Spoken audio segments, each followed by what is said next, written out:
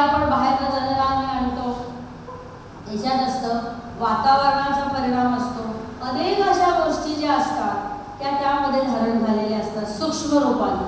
पण ज्यावेळेला आपण देवाला नैवेद्य दाखवतो त्यावेळेला देव काय करतो किंवा गुरु काय करतात, तर त्यामध्ये जे काही दोष धारण झालेले आहेत ते सगळं स्वतः ग्रहण करतात आणि आपल्याला प्रसाद म्हणून देतात. आज आपण जेव्हा प्रसाद म्हणून कुठले बघा साधं नैवेद्याचं आपण दूध घेतो, आपण खरं करतो का, तर त्या दुधाचा त्या दूध साखर असंही आपण पिऊ शकतो की नाही स्वाती. पण ज्यावेळेला आपण तो नैवेद्य दाखवतो त्यावेळेला काय झालेलं असतं, गुरुकृपा आशीर्वादाने त्याचं तीर्थ झालेलं असतं ना, म्हणून आपण ते भक्तिभावाने हातात घेतो आणि ग्रहण करतो, माहिती नाही. आणि ते ग्रहण होऊन कुठे जातो प्रसाद, तो की जे काही आपला स्थूल देह सूक्ष्म देह काल जे आपण सगळं होतात ना जागे, काल जागे होतात की नाही, का आज जागे आहात की नाही. उपमा किती आला डोळ्यावरती, उपम्याचं सेवन किती झालंय, कोणाचाही आवाज नाही, किती झालंय का 4:30-5 पासून डुलक्या यायला लागल्यात आपल्याला. घ्यायचा ना पुढे विषय. व हे जे काही सगळ्या गोष्टी आहेत त्या का सांगितलेल्या आहेत, किंवा आज आपण बँकेत जे काही आपण पैसे बँकेत ठेवतो किंवा हे जे काही सगळे व्यवहार करतो, दादाने काय सांगितलं, पहिला जो चेक असतो त्या पहिल्या चेकवर बाबांचं नाव लिहायचं, श्री साईनाथ, आणि त्यावर 11 घाला 101 लिहा, काय जी काय आवड आहे. आणि तो चेक आहे तो खर्च करायचा नाही, तो असा होल्ड करायचा आणि ठेवून दे त्या चेकबुकमध्येच ठेवायचा. आणि मग पुढचे चेक आपण वापरायचे, किंवा त्या चेकबुक आहे त्याच्यावरती स्वस्तिक लाल पेनाने पहिल्या पानावर आणि शेवटच्या पानावरती स्वस्तिक काढायचं. खूप बघायला गेलं तर खूप छोट्या छोट्या गोष्टी आहेत, पण तितक्याच आपल्या जीवनामध्ये महत्त्वाच्या आहेत की त्या ह्या सगळ्या करण्यातनं आपण ते केल्यानंतर जे काही आपल्याला समाधान मिळतं किंवा आपल्या माध्यमातून इतरांना मिळतं ते समाधान आपण कशातही मोजू शकत नाही. पण समाधान ही अवस्था ही कशी आहे, सूक्ष्म मनाची किंवा सूक्ष्म देहाची विकसित अवस्था. आज अनेक असे आपण म्हणतो इतकं सगळं, पण समाधान नाही या माणसाला. एखाद्या व्यक्तीबद्दल आपण म्हणतो की नाही सगळं आहे, आणि एखाद्या व्यक्तीकडे अहिक दृष्टीने अनेक कमी असेल तर त्याच्या चेहऱ्यावर ते समाधान काय दिसतं, प्रकाशमान झालेलं असतं, नुसतं दिसत नाही, ते प्रकाशमान झालेलं असतं. कशामुळे, कारण हे जे काही आपण समाधान आज आपल्याला गुरुकृपा आशीर्वादाने गुरुनी जे काही आहे त्याच्यामध्ये आपण जे काही समाधानी आहोत ना, हे समाधान पुढच्या जन्मामध्ये आपल्याबरोबर सत्कर्म म्हणून येत असतं. म्हणून समाधान ही अवस्था आहे ही अतिशय महत्त्वाची आहे, आणि ती गुरुकृपा आशीर्वादाशिवाय आपण प्राप्त करू शकत नाही. किंवा काल आपण जो काही अभ्यास केला की ज्याच्यामध्ये असं आपलं जीवन जे काही मोडकळलेलं होतं, आपल्या जीवनाबद्दल आपल्या अस्ताव्यस्त कल्पना होत्या, हे सगळं दादाने काल आपल्याला हे जे काही दादाने गुरुप्रसादमध्ये लिहिलेलं आहे त्याचा काल आपण अभ्यास केला की अशा पद्धतीने आल्यानंतर गुरूंच्याकडे आपण आल्यानंतर गुरुकृपा आशीर्वादाने गुरुनं आपलं जीवन घडवायचंय. पण जिथं दोष आहे तिथं त्या दोषांचं परिपूर्ण जोपर्यंत उच्चाटन होत नाही किंवा परिपूर्ण ते जीवनापर्यंत जात नाही तोपर्यंत गुरुला गुरुकृपा आशीर्वाद धारण करू देता येत नाही भक्ताच्या जीवनामध्ये. तर दोष असताना जर गुरुकृपा आशीर्वाद दिला तर दोष अधिक प्रभावित होतात. म्हणून दादाने काय केलं की आपण जे काही ऋणानुबंध परतवे, कर्म परतवे, जे जे काही सगळे घेऊन आलेलो होतो ते सगळं स्वच्छ करणे, आपलं जे काही दैनिक माध्यम आहे, कारण पुढे दीक्षा द्यायचे, जे काही आपलं दैनिक माध्यम आहे ते दैनिक माध्यम शुद्ध करण्यासाठी काय केली, आपल्या प्रत्येकाच्या जीवनामध्ये 3 अतिशय महत्त्वाची विमोचन केली. वंश विमोचन, कर्म विमोचन आणि ऋणमोचन. आज इथं उपस्थित असलेल्या जवळजवळ 99% लोकांच्या मनामध्ये हा प्रश्न येईल, हा सगळा आपण अभ्यास केल्यानंतर, की आता आमचं विमोचन कोण करणार. ज्या वेळेला दादा देहरूपामध्ये होते आणि ज्या वेळेला सगळे उपस्थित त्यावेळेला लोक होती, त्यावेळेला ती सगळी विमोचनं केली होय की नाही अशी. आता आमचं कोण करणार असा प्रश्न किती जणांच्या मनात आला? कोणाच्याच नाही आला. खूप चांगली गोष्ट. कारण हा प्रश्न येऊ शकतो की मग काय मी हे आधी काय सांगते तर ऐकत असताना हा सतत असा वरती आहे. आता हे वंशोवचन दादाने तेव्हा केलं कारण आत्मनिवेदनामध्ये दादाने हे सखोल सांगितलेलं आहे. मग आता आमचं होतंय की नाही किंवा आमचं आता ते कसं होणार हे प्रश्न असे उड्या मारू शकतात प्रत्येकाच्या मनामध्ये. पण आम्ही तर दादांना बघितलेलंही नाही आहे, आम्ही तर असं नाही मग आता कसं होणार, आमचं वंशोवचन राहिलं का, कर्मविमोचन राहिलं का, मग ऋणमोचनाचं काय करायचं इत्यादी अनेक प्रश्न डोक्यातनं येऊ शकतात की जेणेकरून आपलं या विषयामध्ये कॉन्सन्ट्रेशन व्हायला अडथळा होऊ शकतो. म्हणून काय सांगते अगोदरच तो विषय सुरू व्हायच्या होते की हे दादा ज्या वेळेला देहरूपात होते आज ते शक्ती स्वरूपात आहे, पण त्यांचं कार्य आपल्या जीवनामध्ये चालूच आहे. मग ते कुठल्या माध्यमातून होते? प्रतिमेच्या माध्यमातून होते. जी काही आपण साधना करतो ज्या साधनेमध्ये आपण न्यास करतो दोष जे काही धारण होत असतात ही जी आपली 5 स्थानं आहेत नाभी, हृदय, कंठ, ललाट आणि ब्रह्म, ह्या ठिकाणी अन्नमय कोश, प्राणमय कोश, मनोमय कोश, आनंदमय कोश आणि विज्ञानमय कोश आहे. हे जे काही सगळं हे हा जो काही आपला देह आहे त्या परत्वे हे सगळ्या गोष्टी होत असतात. मग ज्या वेळेला आपण न्यास करतो न्यास करत असताना हृदय स्थानापाशी, नाभी स्थानापाशी हे सगळे जे काही आपल्या ह्याच्यामध्ये ब्रह्मरत्न काही स्पर्श होत असतात आणि तिथं जी काही ओंकाराच्या लहरी तिथं पोचत असताना तिथं जी आपल्या 5 स्थानामध्ये जी काही अशुद्धता धारण झालेली आहे ती अशुद्धता सूक्ष्म रूपाने आपल्या देहातून विसर्जित होत असते आणि सूक्ष्म रीतीने आपल्या जीवनामध्ये ही जी काही 3 विमोचनं गुरूंनी सिद्ध करून ठेवलेली आहे त्याचं कार्य आपल्या नकळत घडत असतं. तेव्हा हा सगळा अभ्यास ऐकताना हा प्रश्न कोणाच्याही मनात पुन्हा येऊ नये की आता आमचं होतंय की नाही किंवा त्यासाठी काय करायला पाहिजे, कसं करायचं. ही सगळी तरतूद पुढच्या अनेक शतकापर्यंतची जी तरतूद आहे ही आपल्या गुरूंनी करून ठेवलेली आहे. आज आपल्या प्रत्येकाकडे प्रतिमा आहे, अनेक जणांच्याकडे प्रतिमा आहेत पण साधना करत नाही. आज त्या प्रतिमेचं मूल्य आपल्याला कळलं का? कुणालाच नाही कळत. त्या ज्या साहिश्यक प्रतिमा आहेत, कारण प्रतिमा आहे, महाकारण प्रतिमा आहे, नारायण पुढचं जे संमेलन आपण घेऊन तेव्हा प्रतिमांच्या बद्दल आपण अभ्यास करू. पण ह्या ज्या काही प्रतिमा आहेत आज माझ्यापाशी केवळ पैसे आहेत म्हणून हा मला एक साहिश्यक प्रतिमा द्या किंवा मला प्रतिमा घ्यायची इच्छा व्यक्त करतो.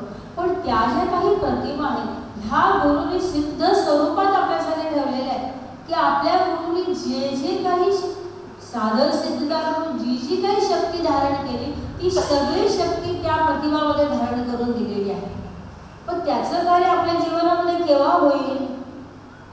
आपण जर साधना केली तर ना. आज बघा इथं लाईट आहे बरोबर आहे आणि लाईटचं बटन कुठं आहे की हा पंखा पंखा आहे इथं समोर पंखा आहे त्याचं बटन कुठं आहे तिकडे आहे आणि आपण म्हणलं पंखा आहे वारा काय येत नाही, मला वारा काय येत नाही, मला किती गरम होते, किती वारा अजिबात येत नाही. केव्हा वारा येईल? ज्या वेळेला तिथं मी ते बटन ऑन करेन तेव्हा त्या पंख्याचा वारा मला लागेल ना, होय की नाही? म्हणजे सगळं अस्तित्वात आहे पण ते जोपर्यंत ह्याचं इलेक्ट्रिसिटी तिथं पोचून ते जोपर्यंत आपण ऑन करत नाही तोपर्यंत त्या पंख्याचा वारा येणारच नाही ना. तसं ह्या ज्या काही आपल्याला प्रतिमा दिलेल्या आहेत किंवा आपल्याकडे ज्या काही प्रतिमा या सिद्ध स्वरूपात गुरूंनी दिलेल्या आहेत पण जोपर्यंत आपण साधना करत नाही म्हणजे जसं पंखा आहे म्हणजे आपण पंख्याचं बटन ऑन करत नाही तोपर्यंत वारा येणारच नाही. तसं या सिद्ध स्वरूपातल्या ज्या प्रतिमा आहेत ह्या प्रतिमेचा लाभ आपल्या जीवनामध्ये केव्हा होईल? ज्या वेळेला आपण साधना करायला लागतो त्यावेळेला त्याच्यातनं ज्या काही सूक्ष्म आजही होत आहेत त्यातलं कार्य त्यांचं चालू आहे पण आपण धारण करायला सक्षम नाहीये ना. त्यामुळे त्या प्रतिमेमध्ये जी काही सिद्धावस्था आहे किंवा त्या प्रतिमेत गुरूंनी काय सिद्ध करून ठेवलेलं आहे त्याची आपल्याला कल्पनाच नाही. पण ज्यावेळेला आपण रेग्युलर साधना करायला लागतो त्याच्यातलं काय होतं की त्या ज्या काही त्याच्यातून प्रवाहित होणाऱ्या ज्या काही सूक्ष्म लहरी आहेत त्या सूक्ष्म पुष्पधरी आपण ह्या आपल्या दैविक माध्यमामध्ये काय करायला लागतो, धारण करायला लागतो. म्हणून उगीच इतरांनी माझ्याकडे सगळ्या प्रतिमा घेतल्या, मला पण प्रतिमा द्या. बरोबर आहे, प्रत्येकाच्या घरी दादांची आहे की निदान एक तरी प्रतिमा प्रत्येकाच्या वास्तूमध्ये असताना ही दादांची तळमळ आहे. पण तेवढीच तळमळ आहे की साधनाही प्रत्येकाने करावी. त्या साधनेसाठी आपल्याकडे अनेक काय असतात.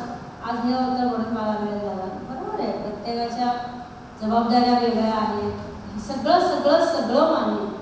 पण तरी सुद्धा आपल्या विकासासाठी आपण दिवसभरातली 35 मिनिटं नाही का काढू शकतो. सिरियल किती मिनिटाची असते, सिरियल किती मिनिटाची असते भाग्यश्री? ऐकू द्या, 25 मिनिट महा एपिसोड असतात. ते असतात ना कुठल्या कुठल्या सिरियलचे एकदम महा एपिसोड, म्हणजे आपण रविवारी सोफ्यावर चिकटून पाहायचं काय केलं. हे सगळं करायला काही वाईट नाही, कोणी काय बघावं म्हणजे ज्याचा त्याचा वैयक्तिक प्रश्न. पण हे सगळं आपण करतो की नाही, करतो. साधारण आज नाही झालं, उद्या नाही झाले, केव्हा करावा असं आपण करतोय असं मी म्हणत नाही. आपण सगळेजण साधारण विश्वास मला आहे. पण ही एक मानवी हा एक स्वभाव म्हणा किंवा एक काय म्हणतो आपण आपली काय म्हणूया धारणा असं पुढे असो. तर अशा पद्धतीने हे जे काही विमोचन, काल आपण ह्याचा थोडासा अभ्यास केला की वंश विमोचन सुरुवात करायची ना. वंश विमोचन पहिलं जे विमोचन आहे त्याचं हे दादाने सांगितलं की वंश विमोचन, की जे आपण ज्या आपल्याला जीवनामध्ये सुख, शांती, समाधान, विद्या, संपत्ती, संतती ह्या सगळ्या ज्या काही सुखाची आवश्यकता आहे आणि ते सुख आपल्याला ज्या वेळेला मिळत नाही, त्या का मिळत नाही, तर जे आपले जे काही आपल्या घराण्यातले ज्या काही व्यक्ती आहेत की ज्या व्यक्ती दिवंगत झालेल्या आहेत त्या व्यक्तींची इच्छा वासनेची वलय काय होतात की ती व्यक्ती जरी दिवंगत झाली तरी त्या व्यक्तीची इच्छा वासनेची जी वलय असतात ती वलय कुठे असतात की आपण त्या गेलेल्या व्यक्ती आपल्या कुटुंबातली असल्यामुळे त्यांची इच्छा वासनेची वलय असतात ती आपल्या कुटुंबातल्या व्यक्तींच्या भोवती वलय रूपाने काय असतात. आणि आपण ह्या जीवन जगत असताना आपलं दैहिक वलय कसं चालतं, क्लॉकवाईज म्हणजे घड्याळाच्या काट्यावर चालतं. आणि ज्यावेळेला व्यक्ती दिवंगत होते त्यावेळेला ते वलय कसं असतं, अँटी क्लॉकवाईज. मग क्लॉकवाईज आणि अँटी क्लॉकवाईज काय होणार, सगळी अडथळ्याची शेअर. मग असं आपल्या देहाच्या भोवती ते भोवती वलय कुटुंबातल्या गेलेल्या व्यक्तींची धारण झाल्यानंतर आपल्याला अपेक्षित सुखशांती समाधानाचा लाभ होतच नाही. आणि मग असा लाभ न झाल्यामुळे आपण काय करतो, इतस्ततः त्या प्रश्नांची विचारणा करायला जातो. ज्योतिषाला विचार, ह्याला विचार, त्याला विचार. हे आपल्या वंश परंपरेतल्या दोषामुळे हे आपण दुःख भोगतो याचं ज्ञानच नाही आहे माणसाला. मग नानाविध प्रकाराने तो काय अंगठ्या घालेल, कोण काय विधी करायला सांगेल, असे अनेक गोष्टी करून काय होतं, अज्ञानाने अशी जसं नारायण नागबळी, त्रिपिंडी करा, हे करा, ते करा, शीतचंडी करा, नवचंडी, जे काही वडिलीच्या त्याचं जे त्याला वाटत असतं ते सगळं. पण ह्याच्यात काय होत असतं, एकतर त्या भडजीचा तो आपल्याला आपल्या उदरनिर्वाहाचं तो साधनही शोधत असतो की मला याच्यात किती पैसे मिळतील. पण हा विचार करत नाही की आज मी जर वेडेवाकडे विधी ह्या माणसाकडनं करून घेतले तर ह्याचे जे काही दुष्परिणाम होणार ते कोणाला भोगावे लागणार आहे. अंश मात्र भडजीला भोगावे लागणारच आहेत, पण तो चुकीचं मार्गदर्शन करते. पण ते सगळं करणाऱ्या माणसाला करतो. आणि ज्यावेळेला तो असे काही निषिद्ध विधी करतो तेव्हा जे काही दोष असतात ते दोष अधिक प्रबल होतात. हे कोण काढणार दोष. आज लाखो रुपये माणसं अशा गोष्टींच्यासाठी खर्च करतात. पण काल आपण हा अभ्यास केला की ज्या वेळेला एखादा बाहेरच्या जगामध्ये अशा काही त्रासातून मुक्तता करण्यासाठी जे काही विधी केले जातात ते पहिला कुठलाही धार्मिक विधी करत असताना पहिला संकल्प करावा लागतो. आणि अशा विधीच्या वेळेला ज्यावेळेला संकल्प केला त्या या दोषाप्रित्यर्थ मी हे करतो, मग काय होतं, वातावरणामध्ये व्यक्तीचे जे काही 50% दोष वलय रूपाने असतात ते दोष त्या संकल्पाचा उच्चार केल्यावर त्या देहाशी एकरूप होतात. म्हणजे जिथं 50 असतात तिथं 100 पटीने ते दोष वाढतात. आणि मग त्याने त्याच्यापर्यंत जो काही धार्मिक विधी तो करेल, हे करेल, याच्यात अंशमात्र दोष दूर होतात. बाकीचे सगळे दोष पुढच्या पिढीमध्ये तो जो घडलेला ते कर्म म्हणून उभे राहतात. आणि असे दोष 7 पिढ्यापर्यंत पुढे प्रवाहित होतात. पुढे एक पिढी अशी जन्माला येते की विद्या नाही, संपत्ती नाही, संतती नाही, अशी अवस्था त्या कुटुंबाची होते. हा सगळा दादांनी वंशविमोचन पुढे हा विषय नंतर आत्मनिवेदनामध्ये येणार की ज्याच्यामध्ये दादांनी सखोल आपल्याला सांगितले की का वंशविमोचन हवनविधी करावा लागला किंवा का ह्याची सिद्धता करावी लागली हे लिहिलेलं आहे. पण हे सगळं करत असताना काय आहे की ह्या वंशविमोचन हवनविधीमध्ये ज्यावेळेला गुरुकृपाशीर्वादाने गुरु आपल्या जीवनाचं वंशविमोचन करत असतात त्यावेळेला जरी त्यांच्या वाणीतनं ह्या दोषाचा उच्चार झाला किंवा जरी त्यांनी आपल्याला त्या दोषाविरुद्ध संकल्प करायला दिला तरी सुद्धा त्यांच्या वाणीमध्ये इतकं सामर्थ्य असतं की त्या सामर्थ्यवान असलेल्या वाणीतनं त्या दोषांचा जरी उच्चार केला तरी ती दोषांची वलय त्या माणसाच्या देहाशी एकरूप होत नाही. ती दोषांची वलय बाजूला जातात आणि काही काळानंतर त्या दोषांचं विमोचन गुरुकृपाशीर्वाद ते दोष पुन्हा आपल्या घराण्यामध्ये कधीही धारण होत नाही. इतकी तरतूद गुरुकृपाशीर्वादाने आपल्या जीवनामध्ये घडत असते. आता असे जे काही वंशविमोचन हवन विधी म्हणजे दादानी जे सर्वात पहिल्यांदा हा जो काही विधी आहे हा हजीवलन पूज्य हजीवलन बाबाच्या विभूतीचं स्थान तिकडे आहे तिथं केला. पण हा जो काही वंशविमोचन हवन विधी आहे हा कोणाच्याही वास्तूत करायचा नसतो. पण त्या वास्तूमध्ये जर हा हवन विधी केला तर वास्तू दूषित होते आणि यदाकदाचित जर वास्तूमध्ये केला गेला तर पुढं त्या प्रत्यर्थ वास्तुशांत करावी लागते. म्हणून पहिली 5 वर्ष हा होम हवन विधी जो आहे वंशविमोचनाचा हा हजीवलन बाबांच्या त्या स्थानी पहाडावरती हा हवन विधी होत होता. आता असे आपले आता ह्याचा जो काही सखोल अभ्यास आहे हा आपण नंतर करणार. तर दुसऱ्या ह्याच्यामध्ये काय आहे की ज्यावेळेला आपल्या घराण्याचा वंशविमोचन हवन विधी झाला तसं आता आपण सांगतो की श्राद्ध गेलेल्या माणसांचे श्राद्ध पक्षाने निधी करू नका. गेलेल्या व्यक्ती जी कोणी आपल्या घराण्यात व्यक्ती गेलेली आहे फक्त पहिल्या वर्षी त्यांचं वर्ष श्राद्ध करायचं आहे. त्याच्यानंतर पितृपदार्थ आल्यानंतर वर्ष श्राद्ध किंवा त्याच्यानंतर श्राद्ध हे काहीही करू नका. हे का सांगितलं गुरुनी आपल्याला? तर श्राद्ध याच्यामध्ये शब्द हे काय आहे? श्रद्धा.